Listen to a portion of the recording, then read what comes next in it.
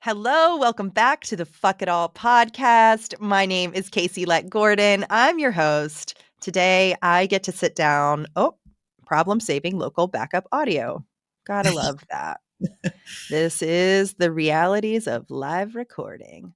Okay, we're back, people. So, dear friends, fellow solopreneur, ecosystem builder, founder, CEO of Tribal Good, Miss Twanna Harris. Welcome to the show. Thank you so much. So I'm going to give some context. Twanna and I met, we've probably known each other or been in similar circles for years, but really formally met maybe a year and a half, 2 years ago, as both of us were going through, you guessed it, fuck it all moments.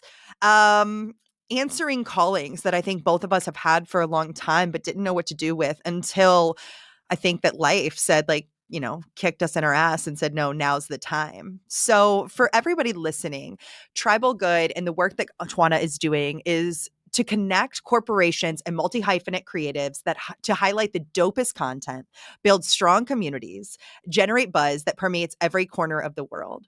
She has an incredible ability to have an impact lens when it comes to everything she's doing. And we both have a shared passion for the power of story. Things we're going to talk about today: disrupting existing models, the 3 E's, and what she calls exploitation, extraction, and erasure. We're going to get into that. How we need to be celebrating social disobedience and civil defiance, and how fuck it all, it is not a moment, it is a movement. She said this morning, and I'm like, yes, clapping, snapping, like jumping up and down, didn't even need my coffee. So Twanna, I would love to start with, tell me your perspective when I say fuck it all. And when I think about, this tension of having it all, what comes to mind for you? Um, I'll just say, first of all, thank you so much. I feel so honored to be here. I would say that it goes back to a couple of things that, you and I have talked about over the years as we've been building. It's a little bit of like having that moment that makes you question, like, why? Why am I here? Why do we do this? Why is it done this way? Why can't it be explored in other ways? And so I think that the fuck it all moment is really the movement because it requires designing new systems, changing your mindset and approaching things in a completely different way. But I think that there's moments throughout our trajectory. So yes, we met during a fuck it all moment, but there's been multiple fuck it all Oh moments my throughout God, my life. yes. But I would say that I think the biggest fuck it all moment had to be when I said, okay, this is a space that is tolerating me, but this is not a space where I belong. And why I said that Wow. was because I don't feel like my true value is coming out. I don't feel like I'm a valuable contributor, not because I don't want to value, but because sometimes the innovative and the disruptive mindsets that we have don't belong in an archaic space. Right. And can I say it one more time? I think that, Just let's just for louder for the people in the back. Come on. all the way for the people in the back. Like when you have a certain amount of innovation and disruptive nature within your, within your ethos, right? There are spaces where you simply don't belong. And I'll quote one of my friends. Her name is Molly. She's dope. She's in the music industry. And there was a moment in time where I was kind of sort of at my lowest and I did not want to go to one of her conferences or summits. And this phrase alone said, okay, this was worth it to get out of the bed and to fucking make it here. And she said, as we climb up the mountain, everybody can't breathe the same air. You're going to Mm. lose some people along the way. And I feel like that is one of those things that say, you know what? It's not, maybe I'm in an environment that says, okay, this is not the right one for me. Maybe there are people in my circle and it showcases these are not the right people who need to be here. Maybe they're questioning every single thing that I do. Maybe they're not the champions or the cheerleaders that I need to really be able to get to the top of the mountain, right? Because there are different levels of altitude and we do have to breathe differently. And that breathing differently is an analogy for moving differently, Mm. pulling different people along the journey, trying things differently, building out different systems, processes, etc. So I won't belabor the point, but to me, that moment opened up the gate to say, truly, F it all. And I want to make one more statement because you have this a brilliant 3-year old. Had I not had my, at the time, 18-year-old daughter in the house with me, and she literally overheard a conversation that I was having with some people that were in a circle that I was in, and she says, "Mommy," she says, why do you tolerate people who minimize and diminish your contributions?" And I think, being a Gen Xer, it's important to share that sometimes we're so blinded. We're just kind of moving and sleepwalking through this world of trauma and harmful toxicity, right? But she said, and that was while she was waiting to get my grocery list. This was during COVID and she was here from working from home. And so I said, just go get the groceries. And I had to sit there in that moment. And then Yes. she came back like 3 minutes later and was like, oh, I forgot the list. And then she said, one more question, Mommy. She said, I need to understand why you would allow yourself to exist in a space that you would never allow me to even enter. And I'm just saying, out of the mouths of babes, sometimes we have to defer to other people who can see things a little clearer than we can. And that was really my fuck it all moment. Like I didn't realize it at that particular time, but it took me about 6 months to make the decision to say, you know what, this is not it for me, right? This is not it. And there are bigger things and there are bigger opportunities for me to invest the talents, resources, time, etc., into things that I can move forward in a world that seems to be falling into, a shit basket, for lack of Literally. an explanation. Yeah. No, it's the perfect. There's no lack of better term. That is the perfect term. That really, it almost brings me to tears hearing you tell that story. And I remember we bonded over that in one of our first conversations. I talk about, I've talked openly that when I had my mental health break, wanting to drive my car off the road, the first thing that came to my mind was if this was my daughter's definition of success, I would be devastated.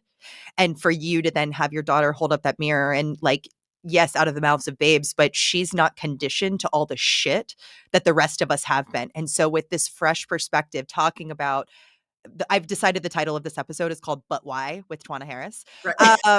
And so for her to ask, but why? Because those are the values within your four walls that you have established, that you have told her are important. And when when you are called out or recognize that you are not living the values that we are trying to give our children, there's no greater accountability have found personally than saying, well, fuck, I got to do something about it now. Yeah, I mean, even sometimes we don't feel worthy to do it for ourselves.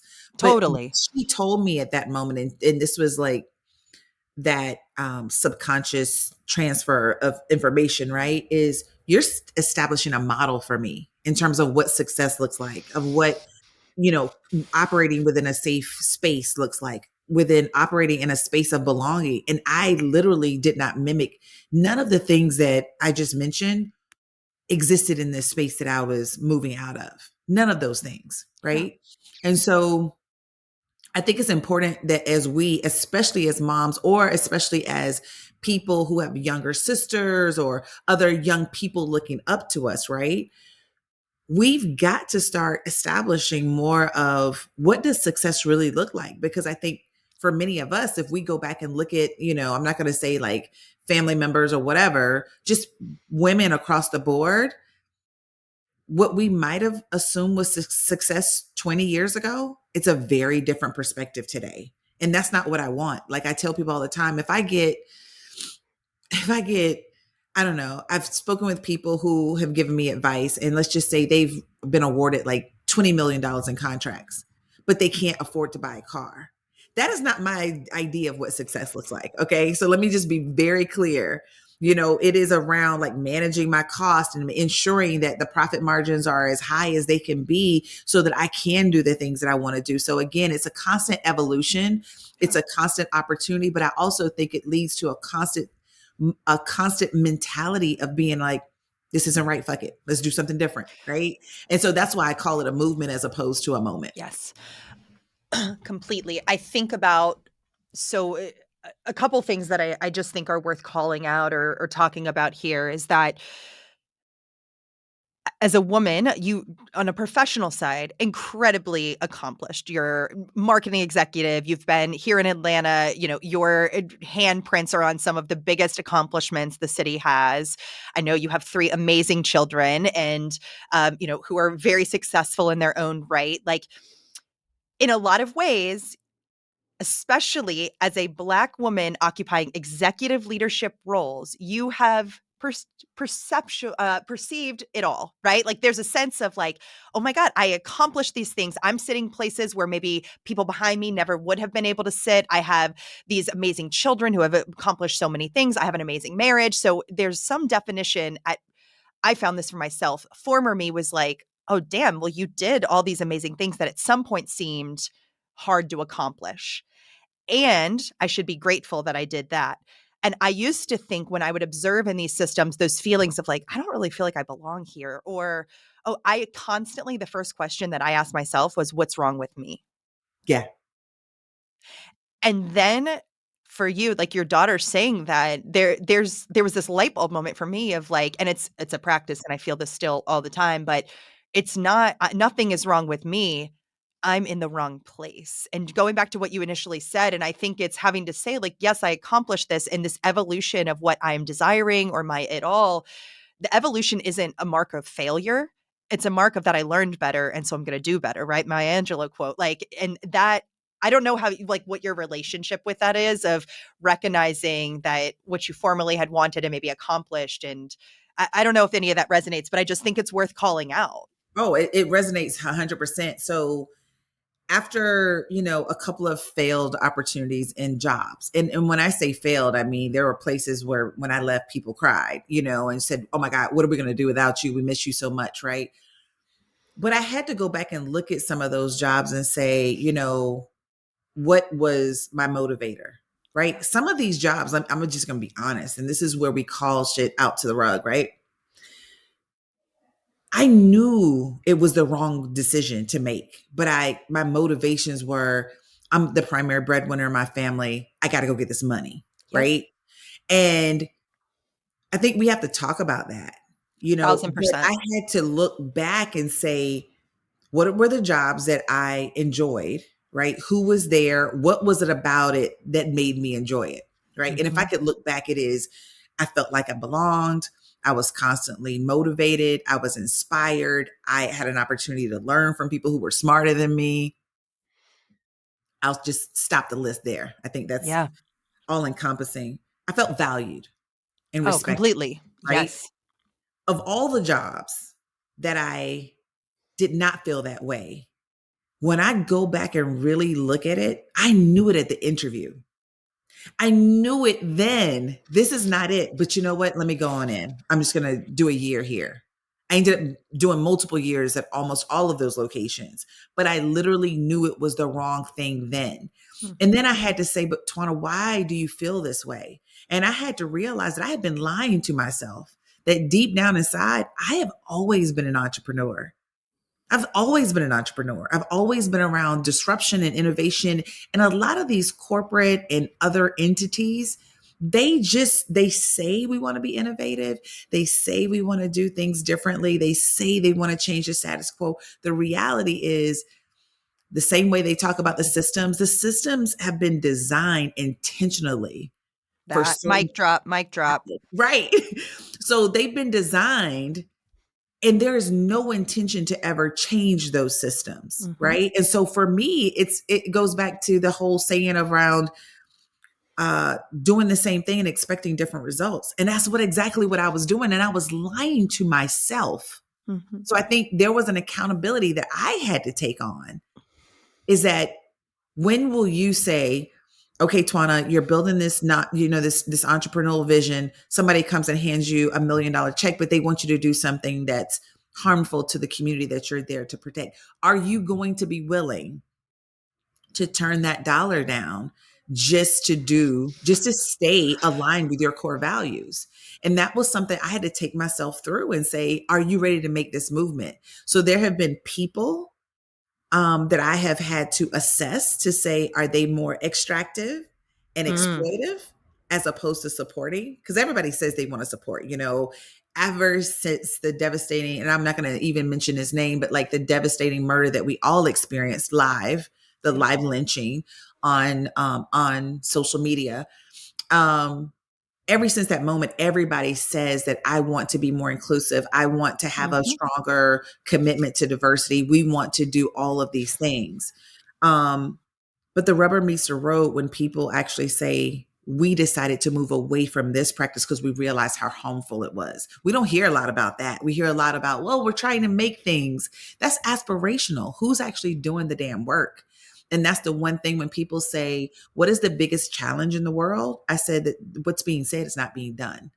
And so I have Mm. to hold myself accountable to do what I say that I'm going to do. I find it to be a really lonely place to occupy doing that because it's a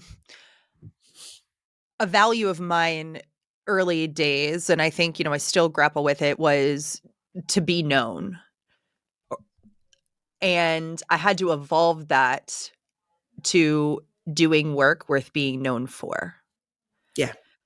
And when it comes to actually walking the walk and saying, one, I'm going to stop doing things, even if it brings me money or power, I think that's human nature and innately really hard thing to do.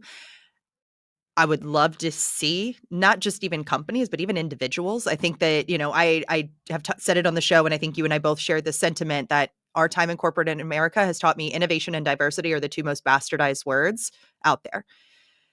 And it actually requires, and, especially in publicly held companies, I think that doing something different, you don't report on that every quarter with the same level of here's your returns. Like, there's going to be time of struggle and evolution, and we don't give in the current form of, and this can be a whole other separate conversation, the very toxic version of capitalism that we have today that drives all decisions in this country on the in the business side of things, and rolls down into culture and all the other things. Like, it is not an incentivized or celebrated or populous place to be. It is lonely as hell. And there's been this thing that I've had to over time is just continue to get quiet things outside of me and really listen to that voice, that calling. I felt like an entrepreneur for my whole life without an idea. I kept saying that. I knew I loved to do something with women. I knew that I had my own stories, but I didn't know what was quote unquote scalable to go build. Yeah. And it's that listening and finally answering that calling that I have begun to found, like, I think about Brene Brown's, like, talks about going to the wilderness, and then you finally get there and you look up and there's other people there. And I think, like, that's where you and I, when we met, it was like, okay, we have a shared value here. How we're going to do it is going to look different, and we have different experiences, but we have a shared value. And let's let that be the core of this relationship and friendship. And that is what support looks like for me. Yeah, and I want to just comment on something that you said because you mentioned scalable, right? Which is a term that we hear all the time. Is it scalable? How are you making money? All of Yep. these questions, right? And if we really look at like what happens when I don't know, like right now I'm so fascinated, and I think I mentioned this briefly to you, but I'm so fascinated with what Deion Sanders is doing down at Jackson State University. That's now become like headline news across, cultural boundaries, racial boundaries, etc. But I think when we actually assess For what he our audience, give some context in case they haven't seen okay, it or heard it. Yeah. Deion Sanders, former professional football player, former professional baseball player, just like prime time, all the words, right? He has basically become the coach of Jackson State University, which is an HBCU. So at the very beginning of him kind of coming into this space, it was, the naysayers went hard on him. He's never going to be able to recruit the right talent. HBCUs don't have the great facilities. They're, they're all going to want to go to the NFL. HBCUs don't produce NFL level content. There was all of this naysaying at the very beginning, right? He's never going to be able to do it. It's not going to work. He's ultimately going to leave and go to a Power Five school, which is like Florida State. That's my alma mater, so I had to start there. Yeah. But like Georgia, the big schools with all the money, right? So let's just go there. Um, and by the way, he's making like 5% of what Nick Saban is making, right? So that was like public knowledge that was like released a few weeks ago. Um, In just a year, what this man was able to come in and say is like, we need to create a space of belonging. So, you know what? You can take the mask off. You can walk in here and be your authentic self Mm, and really be embraced. This is a space where you belong. And you know what? That narrative didn't just work with other Black people. He was actually able to recruit white kids, right? So I want to talk about real diversity and inclusion and creating spaces of belonging, right? You focus on the most marginalized, everybody else will actually wins from that strategy, right? yeah. They too. So it's all in, right? He put names on the back of jerseys. That's a known thing across Power Five. You know, everybody's got their name on the back of a jersey. In HBCUs, they've never had the money to produce new jerseys every year. So what they do is they just produce a number 5 and we say, that's probably this like body type. And so we're just going to give this to the next, quarterback that comes in. And what Dion told them is that your whole entire family has sacrificed for this moment. And therefore, you will wear your name, your family's name on this field because this is your whole family's future, not just yours. Mm, Right. And just so little itty bitty things that were done at the very beginning that people are like, ah, yeah, that's cute or whatever. But over time, what that said is that I value you. You mean something to me. I expect greatness out of you. And you know what? I don't even see that you're giving me your greatness. I see you giving me 80%. I want 100. Right. And so that has been a mentality that has not only done better with their performance on the skill, recruiting new players, but also like what they're doing off the field and how much they're growing as young men. And therefore, all of that attracted Walmart, who says, I want to come in and I want to do all new facilities and all new locker rooms. You know, this brand came, Michael Strahan came in and said, I want all of your boys to have suits and they're going to be tailored to fit them. You know what I'm saying? That's a what, $1,500 sometimes investment, of a kid that's 6'6", 385 pounds, right. right? So it's one of those things to where he didn't say, you're too big for a properly tailored suit. You're too small. You're not wealthy enough. It is like put everybody on the same field. We're going to give them all equal resources to be successful and brought them in. And now the results are there stealing. I don't even want to say that term. They are encouraging players to really reassess exactly who they are and where they belong and what they're going to get out of their institutional decisions when they decide to commit to one school over another. So I just say that when we talk about scaling, traditionally it's scaling the metrics that we've always been conditioned to scale. What Mhm. about it goes back to your point of saying when you do things differently, nobody's measuring that. That's not in the quarterly report. It's not in the Mm-mm. monthly highlights. It's just, oh, well, she tried something different and we're not sure where it goes. But the minute it actually has some sort of financial, i.e., that whole capitalistic mindset, right? Once it has a huge financial implication, that's when it gets reported. And we've just got to move back from that. If humanity is what we're going to value to move our country forward, we need to reinstitute a whole new level of what are our KPIs? What are the metrics Yeah. that we measure on a regular basis as opposed to just measuring what we've always done? I tell people all the time, best practices have gotten us into the shit that we're in today. Yeah. A not so best situation. Exactly. Yeah. Exactly. So I think it's time to throw the baby out with the bathwater on that particular concept and start Yes. to say, how do we design new systems that measure new metrics, so on and so forth? I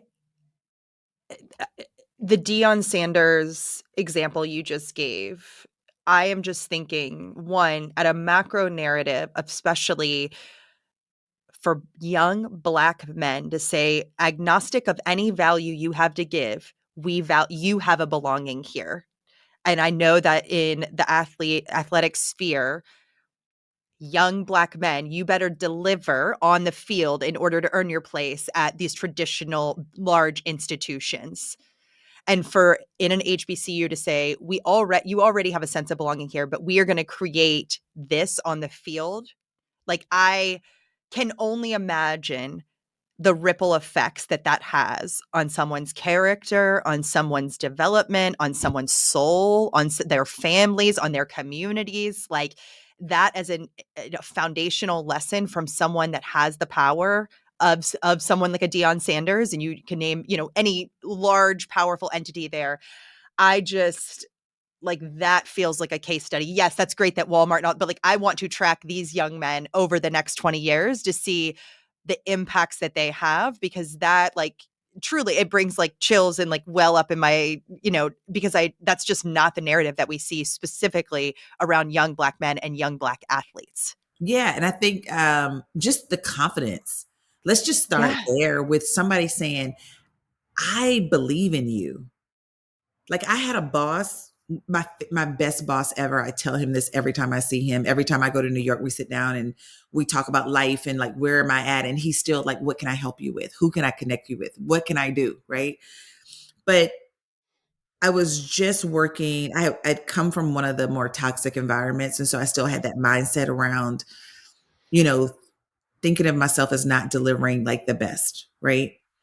And somehow we were on like a shared Google document or whatever. We had a big presentation the next day. I'm up in New York in my hotel room and I'm literally like redoing the whole damn deck because I'm Yeah. just like, We've all been on that. Yep. yeah, Hmm. yeah, analysis paralysis. I'm reassessing myself, same things I do today. Um, Some but things don't change. literally texted me and he said, "Can you call me?" And I said, "Yes." And he said, "What are you doing?" And I said, "Well, I just feel like the strategic pillars could be stronger and we could be changing up our executives and our objectives." And he said, "What made you feel that way?" And I said, "Well, Mm. earlier today when I talked to Chad and he said X, Y, and Z, and he was like, hold on for a second. I need you to breathe for a moment. This is like 2 o'clock in the morning." And he said, we have a lot of brilliant people in this building, but you bring a value that nobody else brings. And you know this topic better than anybody else in this entire building, including myself. That is why we hired you. I need you to trust your gut and I need you to be done with this presentation in 30 minutes. So whether you decide to go with the initial or whether you decide to make some tweaks or merge the two, I don't care. You need sleep, you need rest. We have a big presentation tomorrow and I believe in you. Mm. And I literally sat in the bed and just tears just went down my face because I Yeah. never had a boss to say, "I believe in you." And nobody in this building is smarter than you at this particular thing. Yeah. And I need you to go do the thing. Right. And so that's what Deanne has done. Yeah. So the ripple effect of that with the families that these young men create, the jobs that they create, Thousand percent. I have no doubt that he's going to make sure that they're tied in with the best agents, with the best financial advisors, all the things that I wish I would have had along the way. And that now I'm trying to institute for my second son who's going through that process. A lot of times we just go in and we just go with whatever we know or whoever's made contact Totally. with us. Now there's a whole entire portfolio of options, right? Yeah. And agnostic of race and gender and cultural issues, whatever, Hmm. there's so many different places and people to choose from. And I feel like what he's doing is he's opening that mindset up that they've never had before. So again, I love that kind of picked up on that. I'm super interested in following him for the next 20 years and just seeing where these kids go and what they do in the world. I think it's going to be so amazing. It is going to be amazing. And this is a perfect segue to the work you're doing at Tribal Good. I want to hear in your own words what you're building. I want to hear your motivations. And I want to hear your call to action for those of us out here saying, like you said, if this is best in class way of doing it, this is not a best in class scenario that we find ourselves in as a collective. And what we all can start questioning. How do we foster in your mind that fuck it all mindset? So Tribal Good. Talk to me about it. Okay, so Tribal Good is a social impact entertainment lab that is designed to really connect creators. And I use that term loosely, and I'll explain that later.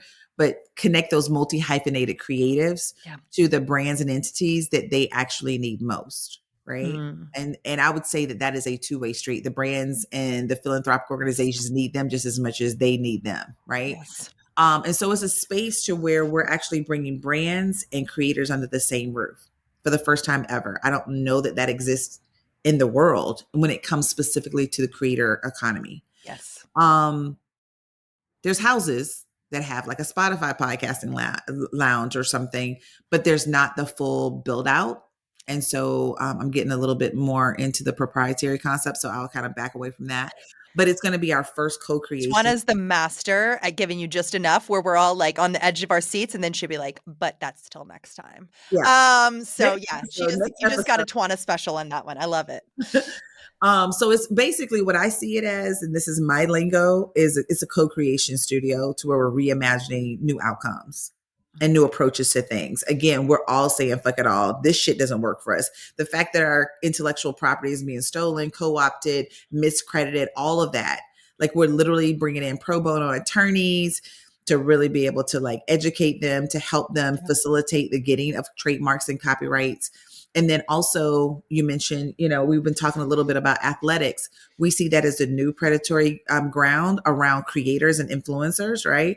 And so there's a lot of harmful language, i.e., the Mhm. word perpetuity, and a kid that's 20 years old should never sign anything that has the word perpetuity in it. That Give means some the rest context. of Give some your life. context for our listeners of how that becomes predatory and why that is breaking down our creator economy. Yep, yep, yep. So NILs are called name, image, and likeness agreements. And Mhm. so they're essentially contracts with X entity. So it could be a philanthropic organization, it can be a corporate brand, et cetera. But what it basically states is that, hey, you agree to do these things to support our brand, to promote our brand, et cetera, in exchange for these things, right? What's happening on the college athlete standpoint is there are some very wealthy boosters that are now saying, "Oh, you own 4 dealerships. Let's give this kid a car and another $1 million.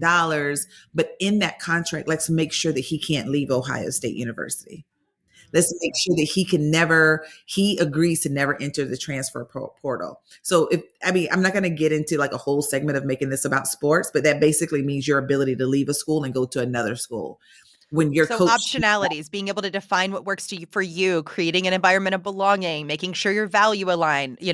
This translates to so many other things outside of just college athletics, but you can begin to see where these things, a position of power that can give a lot of money and power to a young individual that has a lot of upside to gain. You're it's predatory. I mean, that's the only word. It's, Yeah, it's basically like saying you're going to take this high 7-figure deal to come into this social media platform company, this tech company. But if you leave here within the next 3 years, you can't go to any other tech companies. right. It's a very difficult deal when you can get that same 7-figure deal from another company and they're not going to be as restrictive. So you need to give them the same flexibility that you give the coaches. Coaches can quit on any given day and move to a different university. So should the kids be able to do that, right? There's a whole bunch of challenges on both sides with that. So I'm not going to get into the Yep. difficulties, but one of the things is we're seeing the word perpetuity used a little bit too often. We're seeing very Mm. harmful tactics that restrict what they're able to do, restrict other brand opportunities that they're able to take advantage of. And so our pro bono attorneys are going to be vetting NIL deals because your average family does not have exposure to these types of deals. They're probably not the kids of attorneys, and attorneys are expensive. And so we want to make sure that we're able to address this new burgeoning community of creators in the Yeah. same way that we're addressing all the other digital music, film, television, et cetera, creators in our space. And I would just say that our whole model was really driven off of some of the things that were, commanding all of the headlines during COVID, right? While we were stuck at home. It was ex-Black creator um, created this dance, but then this creator actually was invited to the Jimmy Fallon show. This creator was actually invited to um, perform this dance at the All-Star game. This particular creator created this dance and Fortnite actually incorporated it onto their platform, right? And what was happening is you started to see activism on behalf of other Black creators that said, "Hey, no, that's not her dance. So and so created that dance." And you started to see the Black creator community actually step up and Yeah. say, "That's not right," right? Which is demanding our justice. And so, even though those things happen, there were apologies given. Once you've actually associated that person with that thing, the ripple effect over years opens the door for brand endorsements. It opens Right. the this, that, and the other. So, if we actually look at just this one instance to where there was a local Atlanta creator who was 14, created a dance in her own bedroom, Yeah. put it out on social media. It was actually emulated by several other creators. They were invited to the Jimmy Fallon show. They were doing all these things. If we actually look at the net worth over just a little short 2 year period of time, that creator who was given credit is now worth $20 million net worth. The person who created the dance is now worth $1.4 million net worth. So we Mm. actually see it is directly associated with this wealth equity gap that we're Yeah. starting to see amongst the racial and connect, and the systemic and institutional barriers that literally hold Black and brown creators behind. So this is a whole topic, and Yeah. that's the central mission. And I think our North Star is just to create more equitable outcomes and more equitable pathways to those outcomes. Because one of the things that we realize is that most of the creators that are getting all this money are represented from talent agencies, and talent agencies for creators are pretty much almost all encompassed in LA. Yeah. There's a few in New York, but there's really none in Atlanta unless you Right. go the traditional route and get like a record label or something like Right. that. But in terms of like creator labels outside of creator houses, there just aren't very many talent agencies that manage that space. And I think that we're seeing right now, I mean, you mentioned, I think the dance that went out live was on TikTok. And I think TikTok we're seeing this democratization of distribution. I think that's a macro trend that we all can understand. I'm curious for you. We say on this show that we're best in the world at creating real and proverbial safe spaces to learn in public. So I'm going to ask some questions on this that I think maybe people that are more ignorant or less exposed to some of this might ask. Okay. So, the other person that gets reached out to, hey, come on the Jimmy Fallon show. How do we make sure, like, is it that they say this isn't my dance? Is it that they say, like, that Jimmy Fallon should understand source content? Like, I'm trying to think through, you know, as creatives, whether it's that person or the originator, we're all trying to get exposure. We're all trying to get audience. And so, how do we take care of each other as creators? One. Yeah. Yeah. And then two, how do we like I can have empathy for all sides in that of like you get a chance to go on the show, how you want to seize that moment, but also then 20 million versus 1 million, that's not an okay outcome. Yeah. So I want to hear your thoughts on that. Like Yeah. what do we do? So let me provide a little bit of clarity. So for the Jimmy Fallon situation, she was actually invited to demonstrate 4 or 5 other Black creator dances, right? Okay. So this was like multiple people that were impacted. So this is, Yeah. the one situation is just one case study, but there's multiple people. I feel like she could have said, hey, I'm happy to come on and demonstrate, but I want to figure out a way that we actually we acknowledge the creators that Yes. actually created these dances. So shout out to so and so, right? So as she's Yes. doing it, there could have been like a little subset box to say, this is this person, along Got with it. their TikTok handles, right? There's been so many different instances to where what's amazing right now is there are white fans who are following white creators that are just like, that was not right. You know that you stole that. And now that you're on stage with the tears and crying and saying, I really apologize, that's Yes. not good enough because it's done. And there's no repercussion for that Black Yeah. creator who did that, who said that, who, you were mimicking and mocking, right? Um, and so there hasn't been Mhm. effort on that particular behalf of creators doing things like, and I equate this completely different scenario, but I equate this to, I want to say, if I get my facts right, there was a Duke volleyball team and they were playing, I want to say it was like, I'm not going to mention the other college, that they were actually having a volleyball tournament. And in the crowd, all the team members could hear the N word being shuffled at one superstar Black teammate. We are at a moment right now to where, had that been truly a Gen Z type of situation, maybe they are Gen Z. Gen Z is saying, we all quit. Mhm. Either you handle the situation, security escort those people out, but we need a timeout. We're going to go talk to our coach. These things are going to happen because we are not going to play under these types of scenarios. We are at a moment to where we all have to say, let's lock arms and let's address this issue collectively. When we Mhm. start saying, well, this is really only about white women and don't worry about the black women and how they're impacted, you're going to see division and we're not going to be united, right? Yep. So every single group of marginalized community in this country is now being pitted against each other. And so we have to have a collective mindset. So this isn't just about creators. This is around a moral consciousness that we need to put out into the world. How do we best put that out into the world? Not through policy, right? We put that out through storytelling. We put that out Mm. in a way that people can empathize and say, what if this happened to me? What if this happened to my daughter? What if this happened to my best friend? How would I want people to respond? So that's all that we're asking. It's not like, hey, I expect you to give up some of your money. But I do expect for there to be some sort of empathy that's utilized. How would you feel Yeah. if you went onto a show and somebody called you? It wasn't your fault, right? Yeah. But it is your fault when you are quiet. It is your fault when you sit in a room Yeah. and you see something super harmful being done to your coworker. And I think we've all been there. Yeah. We've all been guilty of that because there's that money and, the job and, The my politics of livelihood and it. my Yeah. family and Yeah. all of that on the table. But now there are new processes to where we can actually say things anonymously. We can actually report things. We can say, yes, I'm willing to come on board, but this is what I'd like to do. I'd like to I come th- on board to demonstrate, but I'd also like you to fly in these other 5 creators or yeah. at least get them up on a video, something, right? And that's the Yeah. piece is that there's not the will to do anything else.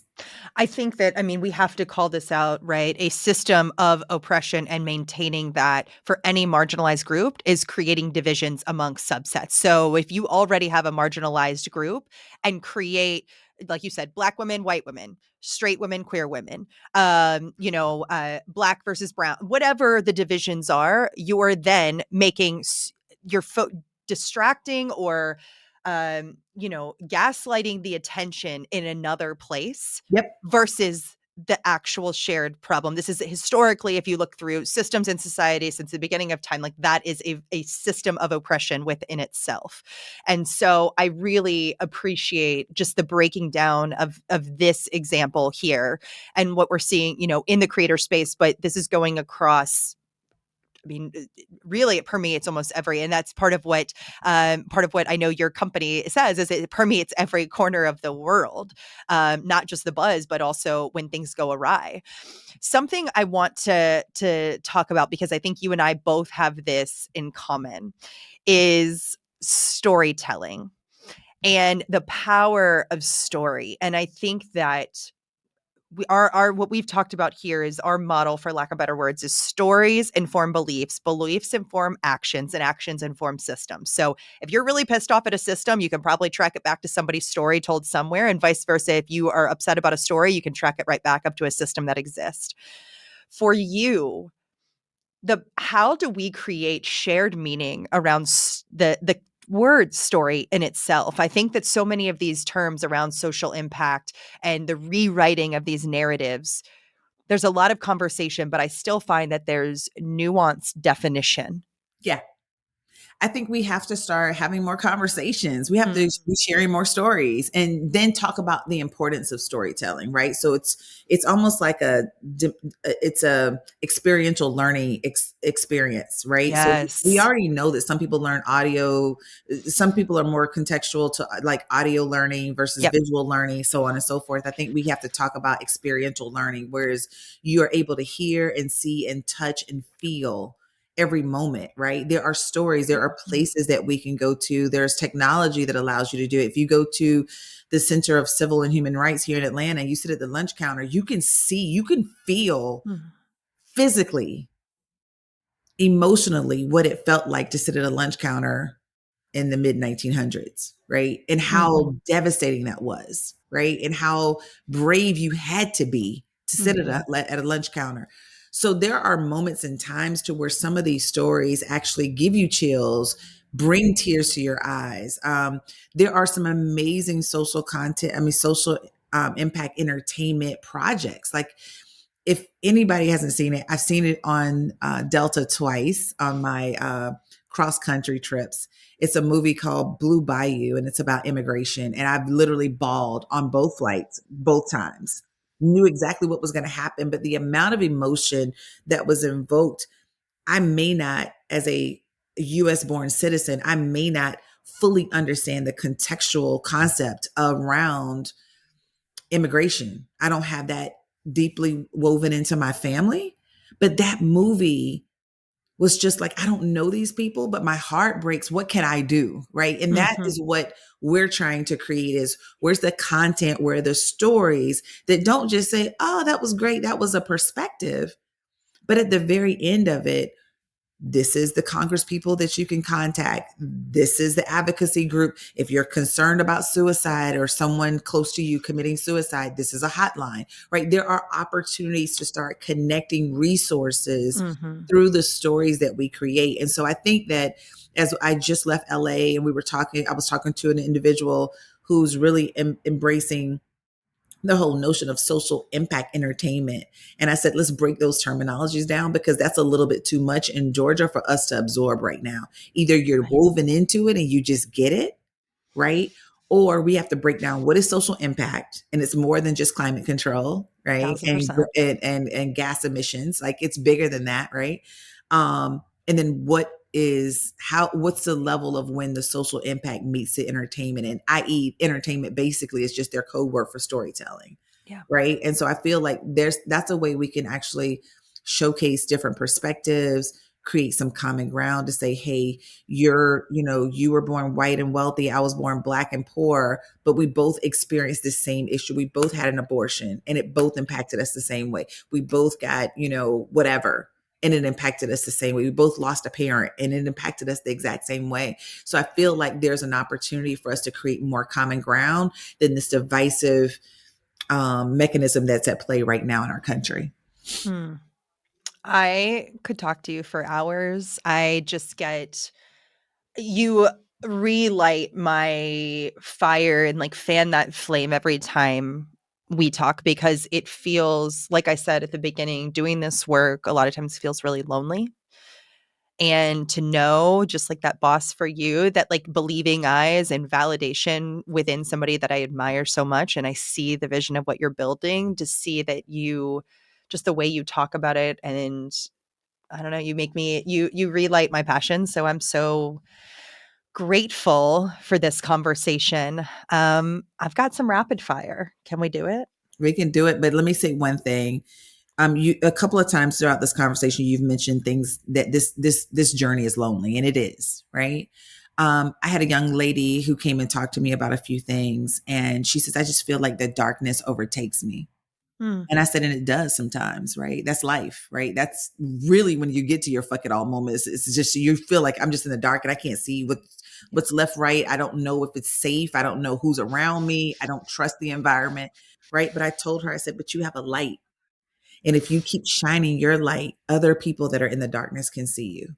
But if you continue to stay in the shit, i.e., the darkness, we're all lost in this shit together. So I just need you as one of those people who are like carrying that torch to continue to carry the torch because we have to be able to follow people like you that are opening the opportunities for new conversations to happen, for us to all find what our fuck it all moment even looks like. So I just commend you on all of your work. Thank you for your time. And let's go. Let's do this rapid Oh fire my thing. God. Oh my God. I'm obsessed. Okay. Um, when do you feel most in your power? Ooh, I thought you said rapid power. I mean, rapid fire. Everybody says that. That's why editing exists. I would say I feel most in my power when I'm doing my shit. Like when Hmm. I'm doing something that I love and that's moving and making the world a better place. On the flip side, finish the sentence for me. When my power is shaken, I. I retreat. Mhm. I just Yeah. go into a quiet place and I think about like how do I get it back? Right. Hmm. I'm a What are fighter. you? Hmm. What are you reading right now? I am reading Beloved Economies by Jess, and she's going to kill me for missing her last name, but I think it's like Wainwright or something. But she's Perfect. bomb. She's from Atlanta. She's like a Stanford economist Yes. person, and she's trying to create economies that actually change the way we live in the world. We'll put that in the show notes for I'm sorry, everybody. it's That Jess is Remington. It's Jess Remington. Okay, yes, yes. all right. We'll redo that one. Twanna, what are you reading right now? Oh my God. The best book. It's called Beloved Economies. It's by Jess Remington. She's a Well, local Atlanta person who I met her in her home 2 or 3 years ago, way before COVID, and she shook my world then. And I'm just loving every part of her book right now. amazing. We'll put that in the show notes. For you, what's the best part of being a woman? Oh, I mean, like we're the shit. I We mean, really like are. let's just talk about it. Like we create life. Mhm. We influence the world. I mean, we literally are everything. So I just love the fact that I hate that we have so many roles, but I love that we have so many roles because we can actually leave our imprint on every single thing that we touch, Mm, including our children and our spouses and the communities that are around us. Not that men can't, but they can't do it in the same way. Plus, they can't multitask. So I there's mean, that. let's just call it. Right. Um, what is there was one more question I want to ask. Let's see, rapid fire for me. Today, how do you define having it all? Um, I define having it all by seeing value and power in every single thing that I do. Right. Mm, So it's hard because I'll expound on this a little bit. As a mom, these are not your children. You've been gifted them. You've been blessed with them to raise, right? So they're their own human beings. So you're not going to always have the power because at a certain age, they actually have the power to do whatever the hell they want to do. But it's like having the power and knowing that, you know what, I did X, Y, and Z. I prepared them for this moment. However, they proceed with it. It's also learning about what you can control and what you can't control. And they're not there to be controlled. They are there to guide, to advise, to support, but not to control. And so, again, it's that unlearning process around some of the more generational curses that we've had. You stay in this house, you abide by my rules. Yeah, but they're 25 years old now, right? And so, yes, they do have to abide by some rules, but try to be understanding, try to be sensitive that they are too a human being. They are too going to have their own fuck up moments the same way you did as a teenager, young adult. Give them yeah, those moments. All I tell my kids is, I made X mistakes. Your dad made X mistakes. You can make any mistakes, but we will feel like we did those in vain if you go and make up the same mistakes that we yeah, make. So go make your own stupid ass mistakes, right? yeah. Don't Be fuck. original in your mistake making. Right. That was actually Create your own original fuck up moments. exactly. That was advice you gave me early days. I was talking about my daughter. I think she joined us one a day for coffee and you said like they're not meant to be controlled, they're just meant to be guided. And that stuck with me so many times as a mother of a very strong-willed I was going to say, because she clearly runs the house. So I don't know how she you're going does. to win that We battle. we are controlled. I feel controlled. Help. What is one thing you would say to your younger self? Ooh, go for it. Like, don't let anything hold you back. That all the shit that you're like, all the distractions are there and they're purposeful distractions, but you've already been destined for greatness. Like, just go get it. Mm. And with that, talking to former or future Twanna, what is one wish you have for her? I think to just feel confident in every decision that you make. I think there's still, as much as you grow, as more the higher you grow up the executive ranks, you feel like at some point I'm just going to know it all, and you never know it all, right? And there's always going to be fuck it all moments, right? And you just have to be prepared and just say, you know what?